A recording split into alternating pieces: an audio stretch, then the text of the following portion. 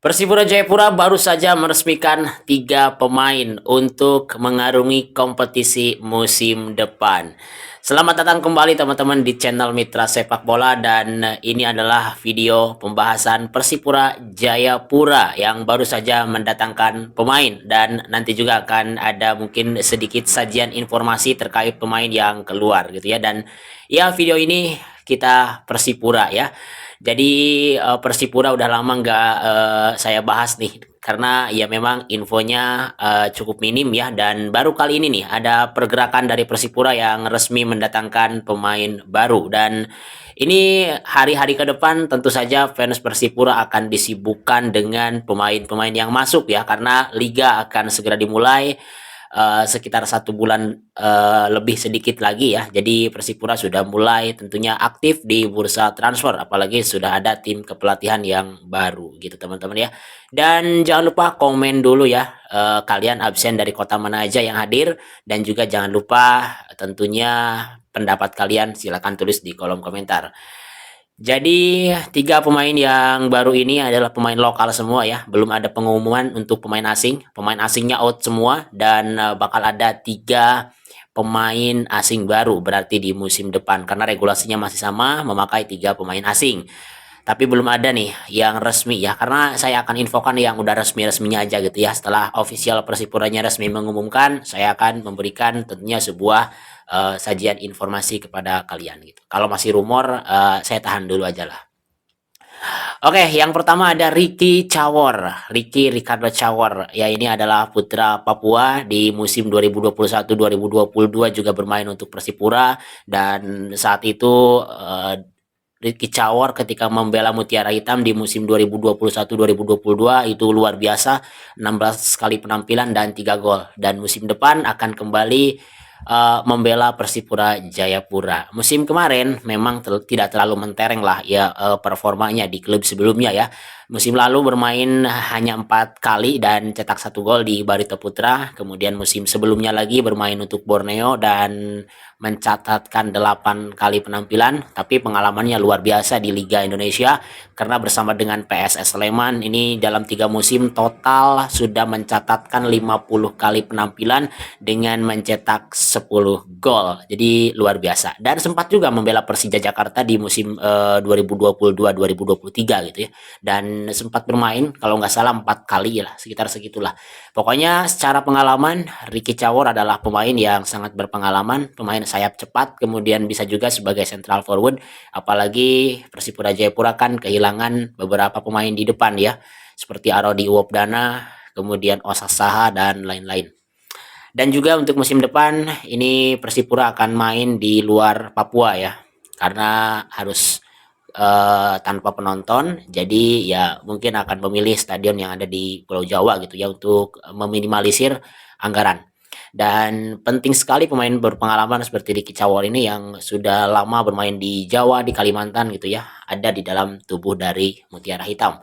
Dan saya selalu bilang gini, kalau pemain-pemain Persipura ini kalau yang berasal dari Papua, energinya seperti mendapatkan energi tambahan gitu ya, karena bermain dengan tentunya loyalitas dan juga bermain dengan hati. Jadi bermain luar biasa lah. Dan ya semoga Ricky Cawor bisa memberikan yang terbaik untuk Persipura Jayapura dan bisa membawa Persipura ke Liga 1 tentunya atau ke Super League musim depan.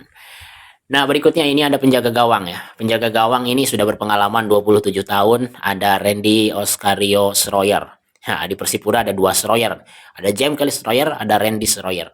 Randy Schroyer ini penjaga gawang yang sudah banyak membela klub-klub di Super League ya. Dan lama membela Semen Padang, kemudian pernah ke Persita, pernah juga ke Madura, pernah juga ke Persebaya. Musim lalu itu di Semen Padang mainnya. 13 kali main musim lalu di Semen Padang, dan ya cukup oke lah untuk 13 penampilan di kasta tertinggi, berarti ini sempat menjadi pilihan dan hampir memainkan setengah musim.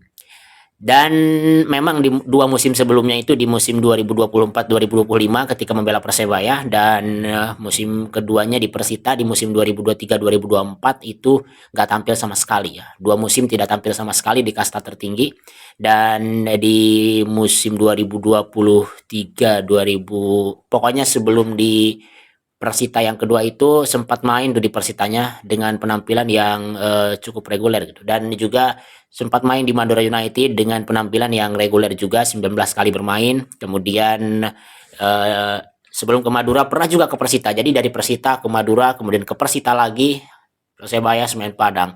Dan sebelum itu 5 musim sebelumnya dari 2016 sampai 2021 Randy Destroyer ini main di Semen Padang. Sempat juga membela Semen Padang ketika Semen Padang promosi ya musim 2018. Jadi secara pengalaman ya sudah punya lah Randy Oscario Destroyer punya pengalaman untuk bermain di kasta kedua dan punya rekam jejak membawa tim dari kasta kedua ke kasta tertinggi. Nah, semoga ini akan mengulangi kesuksesan yang sama ya saat membawa Semen Padang promosi gitu. Dan berikutnya ini memang cukup asing ya di telinga pencinta sepak bola yang mengikuti Liga 1 dan Liga 2 karena ini adalah pemain yang datang dari Liga 4 dari PSN Ngada, tapi dia adalah putra Papua asal Papua Selatan ya, yaitu Tian Lazarus Simin. Ini adalah predator PSN Ngada dan luar biasa main di PSN Ngada, tampil hampir setiap match gitu ya. Dan jujur saya tidak tahu gaya permainannya seperti apa karena tidak mengikuti juga Liga 4. Mungkin ada teman-teman yang tahu, silahkan untuk memberikan tentunya gambaran bagaimana permainan dari Tian Lazarus Simin ini, karena dengan direkrutnya oleh Persipura tentu ini adalah pemain yang sudah terpantau kualitasnya. Jadi saya pikir sebagai pemain yang lahir dari Papua membela Persipura, ini pemain akan berkembang, punya potensi, dan semoga bisa menjadi predator lokal yang akan mencetak banyak gol, mungkin seperti Ramai Rumakik di 2 musim ke belakang atau di musim 2000 berapa tuh yang sampai cetak banyak gol sampai jadi top skor Liga 2 gitu. Nah, itu untuk pemain baru ada Ricardo Cawor, kemudian ada Randy Stroyer, dan juga ada Lazarus Simin, Tian Lazarus Simin. Nah, Randy Oscario Stroyer didatangkan oleh Persipura tentu saja karena Gerald Kapoh sama Samuel Reimasnya pergi ya, hengkang. Jadi posisi penjaga gawang tentu harus ada backupnya. Dan musim kemarin Ajib Al-Hakim tampil luar biasa, dan sekarang kedalamannya ditambah dengan kiper yang berpengalaman juga dan sudah punya rekam jejak bagus ketika main di klub-klub sebelumnya. Kemudian hadirnya Ricky Cawor juga tentu saja, dan Lazarus Simin untuk mempertajam lini depan karena ya kita tahu lah Boa Solosa udah gak muda. Kemudian pemain seperti Arodi Uwopdana, kemudian Osa Saha itu hengkang, dan juga pemain asing Mansarai juga hengkang gitu ya. Jadi butuh sekali kedalaman dan juga tentunya komposisi yang kuat, yang tebal gitu di depan. Datangnya datangnya Cawor, datangnya Simin, ya ini akan tentunya menambah kekuatan di depan. Tinggal kita menunggu siapa aja pemain asing yang datang gitu ya, karena Taki Matsunaga dan juga Marco Sandi Merauze ini kan dipinjamkan ya. Jadi Taki Matsunaga pemain asing dipinjamkan, otomatis slotnya sekarang masih 3 yang kosong. Nah, siapa saja yang datang saya belum tahu. Kalau rumor-rumor itu memang ada dari Argentina, dari negara-negara lain. Tapi sebelum resmi diperkenalkan oleh Persipura, kita tahan dulu aja sampai ada pengumuman resminya gitu. Ya semoga yang datang bisa membawa Mutiara Hitam promosi ke kasta tertinggi, dan tentunya bisa memberikan yang terbaik gitu ya. Minimal kalau misalkan mendatangkan striker seperti Matteo Silva kemarin lah, tampil luar biasa. Kemudian kalau datangkan defender ya seperti kemarin Arthur Vieira yang tampil dengan totalitas gitu ya, tampil luar biasa.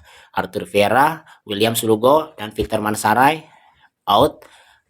Taki Matsunaganya hengkang. Nah, itu untuk update dari Persipura.